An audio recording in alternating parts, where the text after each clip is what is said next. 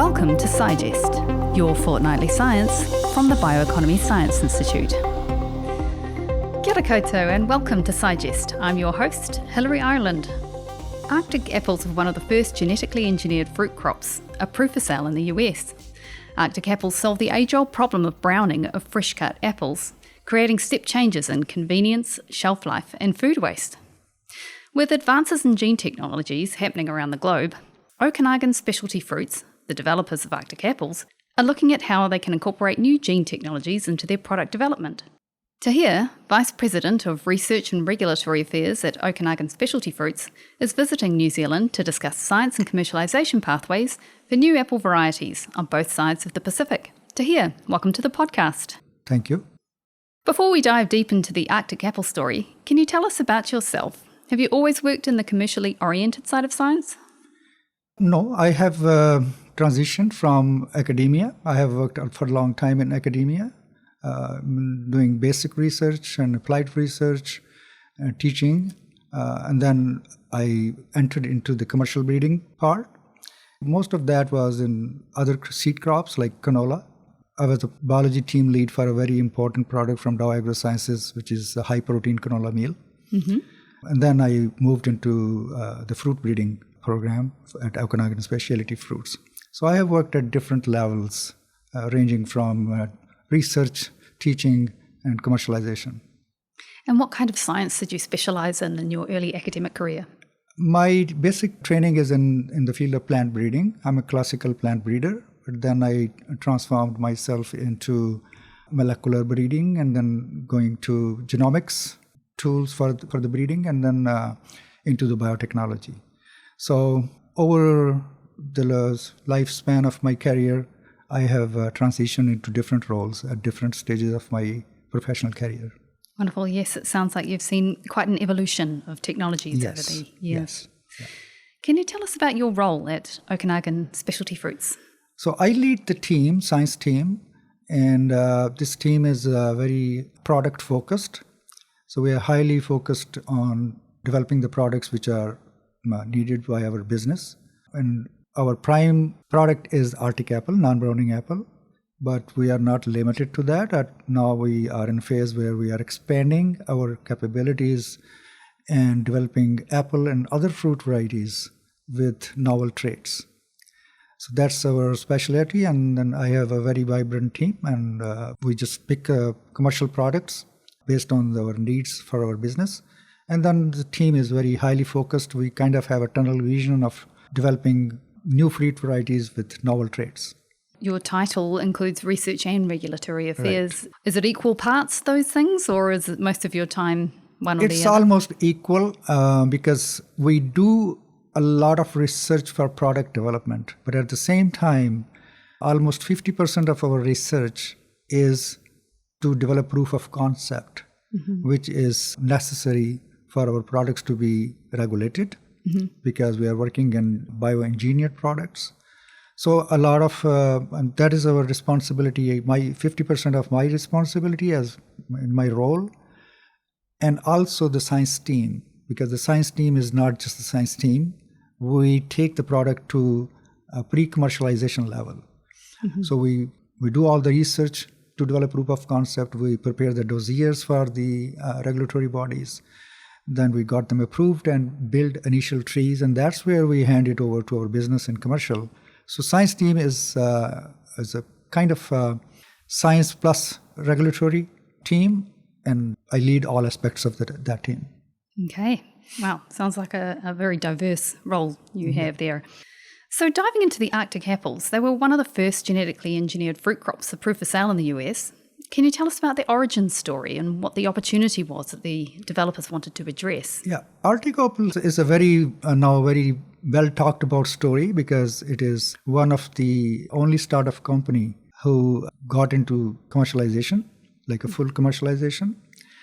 Basically, it was started by Neil Carter and Louisa Carter, his wife, and they were orchard owners. They grew apple and cherries in their orchards, and they encountered this problem of browning and loss of food, and a lot of their product was lost because of the bin bruising or the hand bruising mechanized bruising.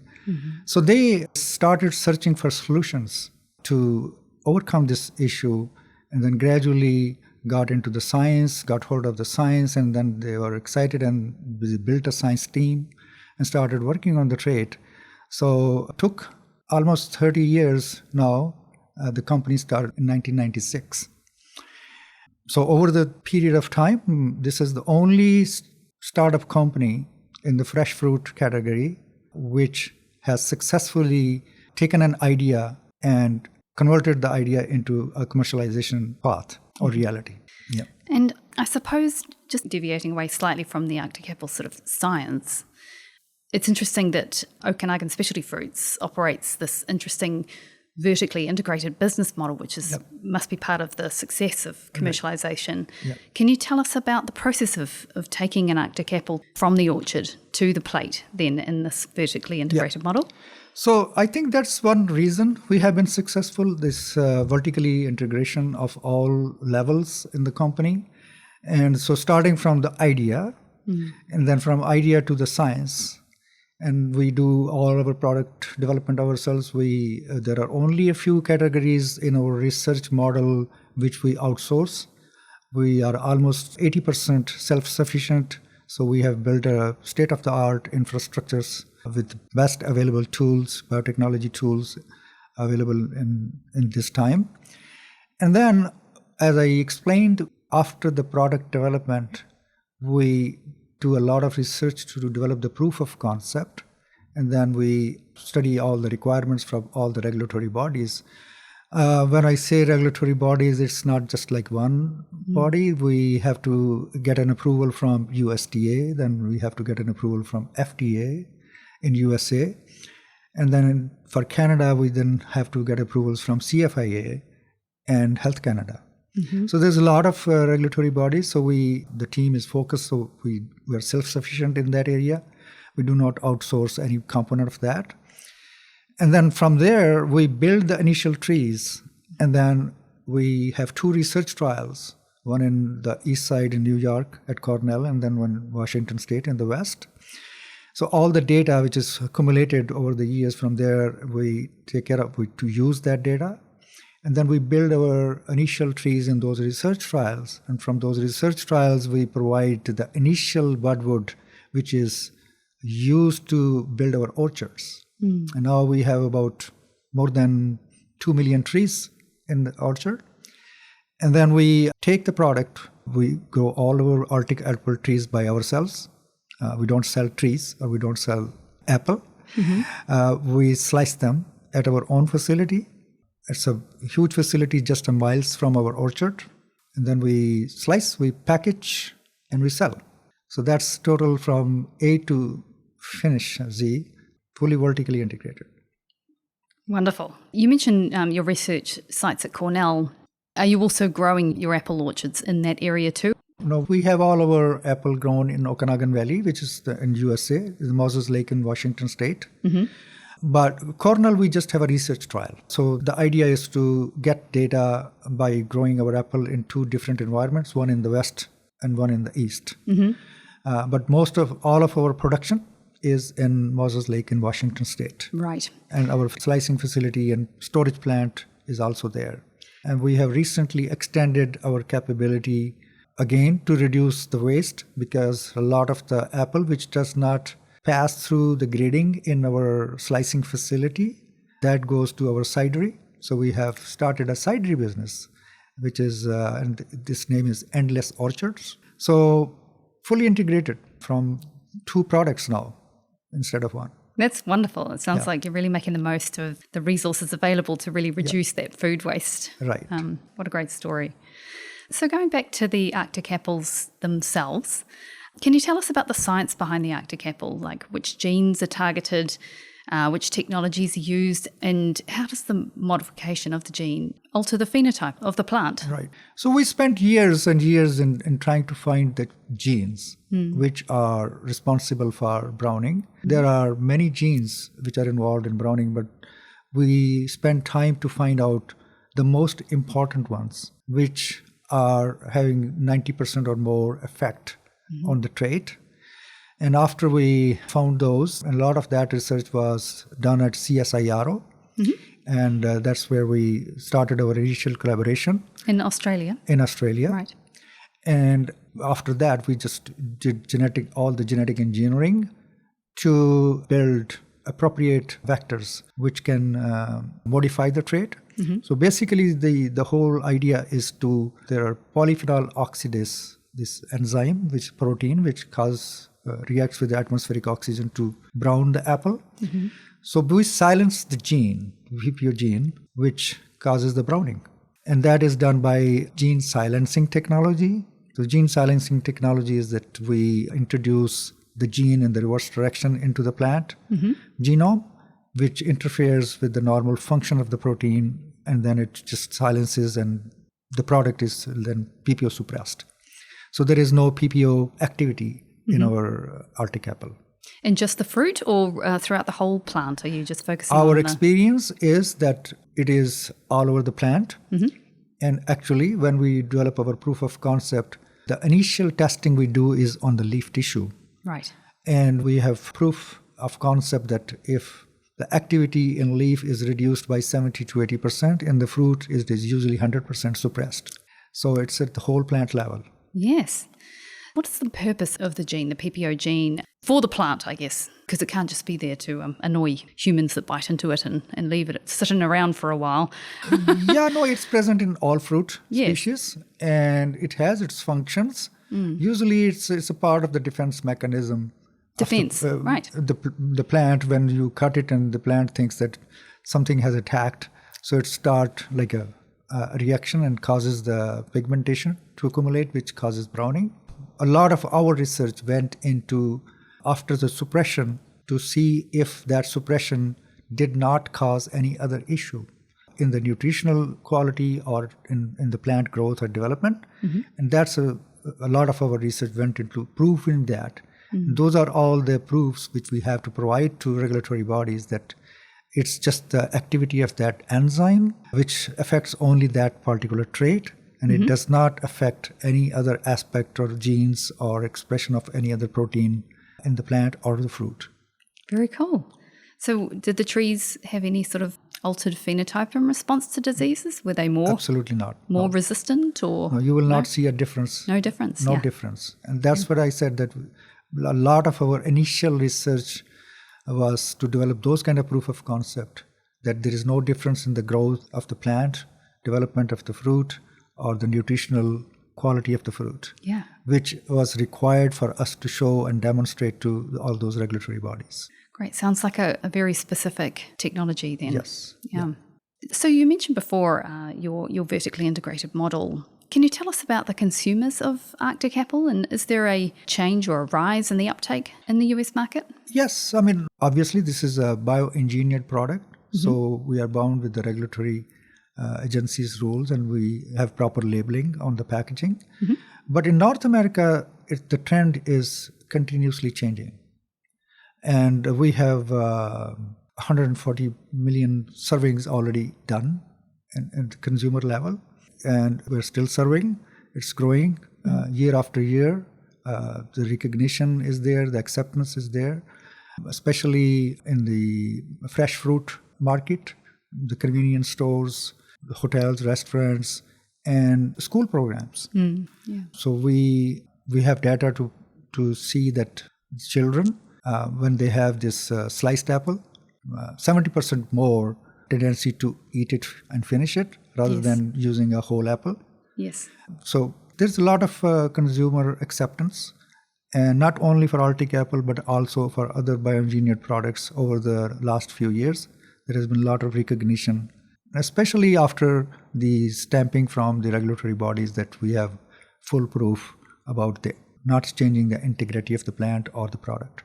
Yes, I mean, we all need that convenience, don't we, in our busy lives? And so if we can just as easily reach for a packet of apple slices over a packet of chips or something, then that's really good for nutrition. And a lot of that is also dependent on the education. So I think it's all about knowing about the product, educating the people about the technology, and I think people are accepting the body of knowledge and information, and the data which is provided to make them understand about how the safe food use, that these kind of bioengineered products are safe to use. Yeah. Has Okanagan Specialty Fruits, have they put a lot of effort and energy into education of the consumers? Yes. Right. So we have a full program. We have a full communication department with a director of communication, Rebecca, and they are doing a good job in educating the people and at all levels. Have you seen a change in trends over the years, in less resistance? Its resistance is becoming less and less. Yes. And not only Arctic apple, you are seeing on the shelf in North America like pink glow pineapple. Yes. Like purple tomatoes. Purple tomatoes. Yeah. So the consumers are getting education. They are becoming more accepting to bioengineered products. Mm-hmm. And it's really saved some industries. Like the classic example that I know is the papaya industry. Right. It was devastated by a virus, and it was GM technology that saved the day there, saved the industry. Yeah. And for the benefit of the ecosystem, like we are, I think, reducing the food waste and increasing the food or reducing the waste of food is a very good part of the bioeconomy. Yes, and potentially changing inputs as well. Right. The value is not only for consumer, it is all through the supply chain. So yes, the consumers they get the benefit, but 28 days shelf life, that makes a whole difference in all supply chain, including the commercialization, the stores, and even for the transportation of the product from one place to another place. So is that 28 days shelf life sitting at what sort of temperature? Is this like 4 degrees temperature? 4 degrees, right, in the fridge, So you've mentioned the regulatory aspects and the regulatory bodies that give the final seal of approval. I guess, what are the main aims and concerns of the regulatory process? What are they trying to sort of address or avoid happening? So the USDA basically, that they are concerned about the production, so we cannot have any production done before we get the USDA approval. Mm-hmm. So they are thoroughly investigating what the transgene which is inserted into the plant is, and are there any other effect at the genotypic level, at the genome level, and at the phenotypic level, which is the quality of the fruit or the integrity of the plant health. Mm-hmm. And that's all their efforts are focused on that. And then we cannot still sell it before we get the approval from FDA. Mm-hmm. So FDA's whole purpose is to focus on the nutritional quality of the fruit, of the consumable product.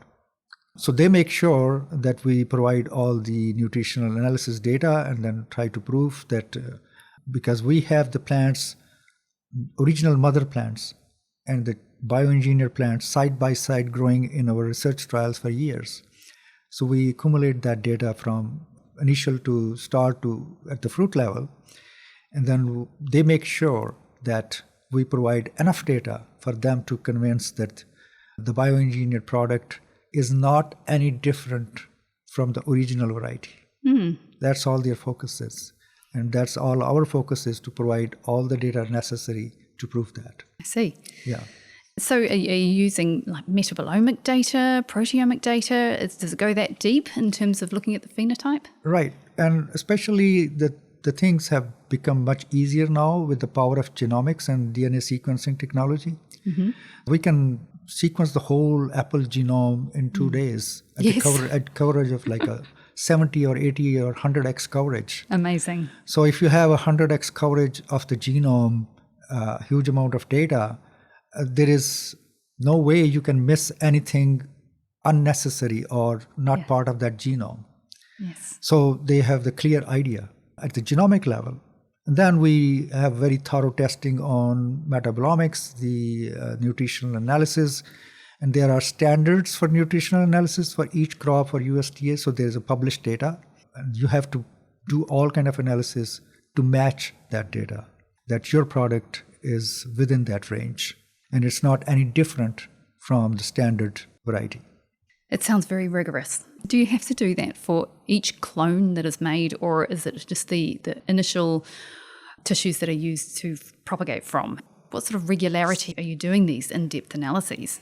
Our product development phase has, we check at all stages, starting from the shoot development, taking the leaf tissue out and testing it, doing the whole genome sequencing, doing the PPO suppression assays.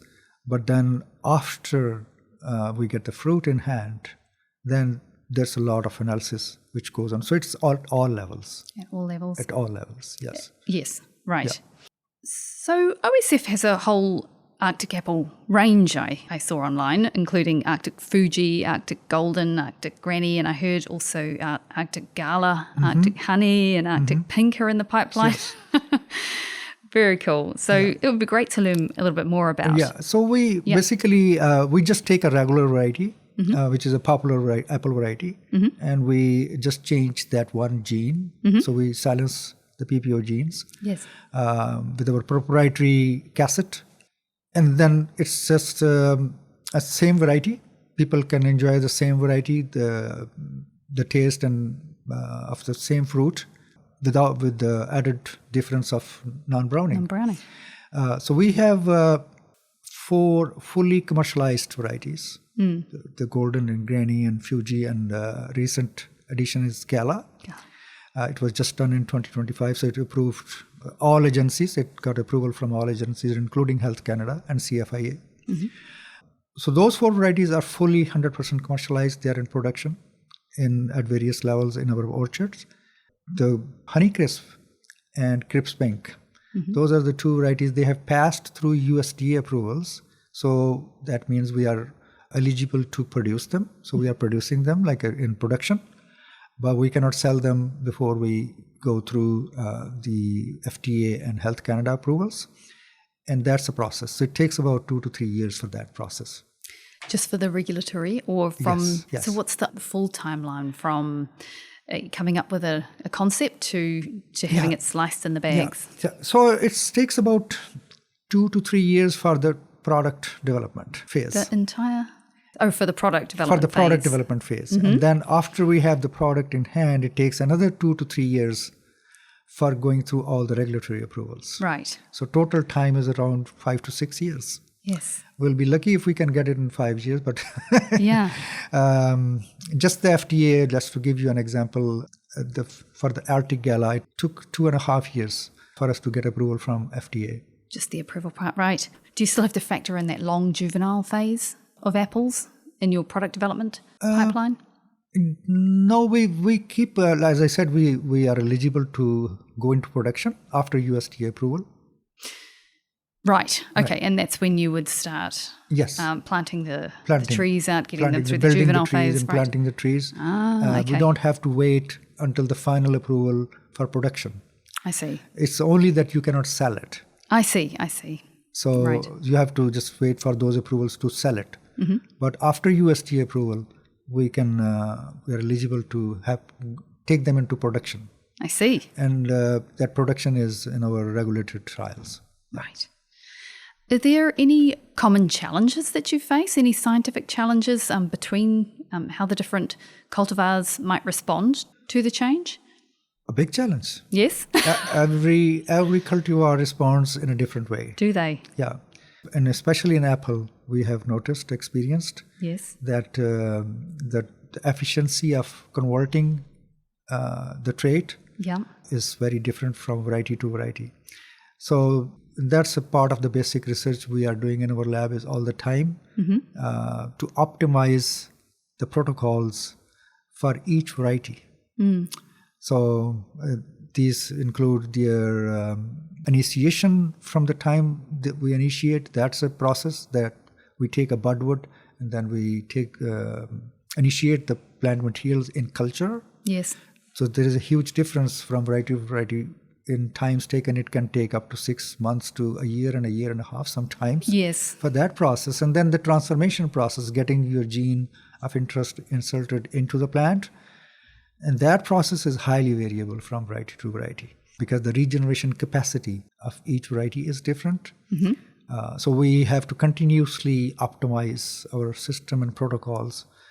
We had challenges, but so far we have overcome all the challenges. And so we have made our protocols work for all the 6 varieties we have worked so far.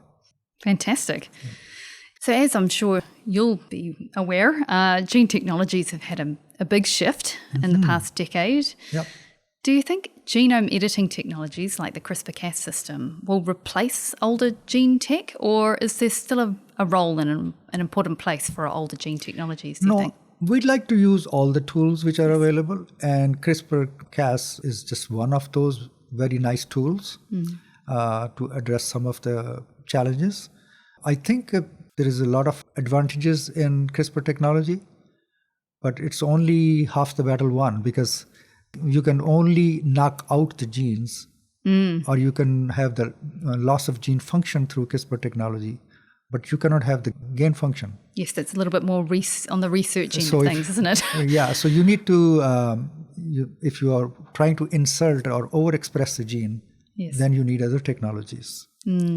So I think it's a very useful technology, and it's a future for the genes which can be knocked out, or where the function of the gene is meant to be reduced or eliminated. It's a very useful technology, but still you need a lot of other technologies to supplement in future. Yes. And we are continuously working to use all tools and find where each tool fits into what objective and for what traits. Indeed. Yeah. Yeah, it's because the Arctic apple is so successful with the older gene technologies. Is there even a need really to have a genome edited Arctic apple? There is a need. So obviously, if we can have the same trait without any introduction of any foreign DNA, then gene editing is a great way to do that. And we are up to it. And we have already done a lot of research. We have a proof of concept that we can achieve the same trait by using other techniques, not necessarily by CRISPR-Cas, because there are so many other proteins for gene editing. We are using all of those, and we are very successful in delivering the same product. That's why after all these 6 fully commercialized varieties, our next breed of varieties for PPO trait and for other novel traits will be foreign DNA free. And just for the people who aren't familiar with gene technologies but are familiar with, genetically modified organisms, what's so wrong with having the transgene in there, the foreign DNA? Is it actually a disadvantage to the plant?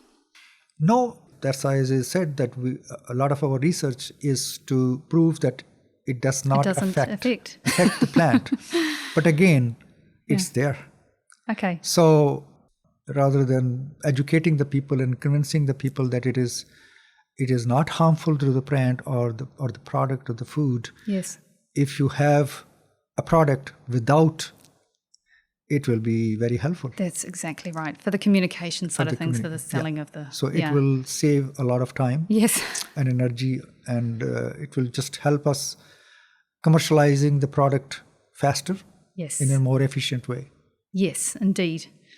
Great. So you're here in New Zealand visiting folks here at Bioeconomy Science Institute and at Prevar, the apple and pear commercialisation company here in New Zealand. Can you tell us anything about these exciting partnerships? Yeah, we are very excited, and we are continuously building partnerships after our success in commercialization of Arctic apple and for other traits. As I said, we are expanding. We are interested in other fruit varieties. We are interested in adding more traits, useful traits to apple. We are interested in adding novel traits into other fruit plants. And for that, we need partnerships. And we are building very useful partnerships. And one good example is Prevar, where we are making their apple non-browning and enhancing the nutritional quality of the fruit. As far as the collaborations are concerned with Plant Food and Research and other partners, we're very excited. As I mentioned, we are a highly product-focused company. We take ideas and we turn them into commercial reality. We are very successful, but at the same time, we are so product-focused that sometimes we don't have bandwidth to work on the very basic research to build tools for these commercialization of the novel traits into the products. And I think that's the area where I have already seen the Plant Food and Research excels. They have done some very interesting and very innovative research, basic research, and I see a lot of room for collaboration using those tools, and rather than reinventing the wheels, to answer some of the questions around the technology and how to use the technology and initial prototypes developed at Plant Food and Research. We can directly collaborate in a way that we can complement each other in the areas where we don't have the bandwidth for. Indeed. Yes, It's a perfect partnership. Yeah. Expanding those pathways to impact. It's wonderful for everybody involved. So looking to the future, what developments and advancements are you most excited about? What's making the future look bright in your point of view? Well, there is a lot of, and as I said, Neil Carter and his wife, Louisa Carter, they started with one idea and they made it happen. But there are so many other ideas now, which we like to work in a similar way and turn them into reality, commercial reality. Our CEO, Neil Carter, he has published a Farm of the Future publication, which talks about the resilient crops. So the future apple varieties need to be redesigned, basically, from structural point of view, sort of plant structural point of view, to make them climate resilient. Right, yes. So there's a big need and there's a big drive, and we have big ideas around that. So that's the future. Then biotic and abiotic stresses is another very important area. So that includes resistant to diseases and resistant to other abiotic stresses like moisture or heat or water. So we are very actively working to identify the traits to improve the production of the fruits and the quality of the fruits. And we are successful in some, and we're at different stages of development. But there's many more ideas to work on, and we are working on. Yeah. Wow, it sounds like you've got a busy future ahead of you. Yes. So exciting. It's been a real pleasure speaking with you today, Tahir. Thank you for sharing the story of the Arctic apples and their exciting future and the partnerships with companies here in New Zealand. I look forward to learning more about how things develop. Thanks for being here. Thank you so much for inviting me for this conversation. I'm very excited to work with our partners. There are already many more ideas which are emerging, and in the future, I see ourselves working together for many exciting projects in the future. Wonderful. The future is bright. Yeah. And thank you out there for listening. If you'd like to know more about the topics covered on SciGest, check out the episode pages on the Plant and Food Research website. Please also subscribe to or follow the SciGest channel and rate and review each episode. Thank you, and mā te wā.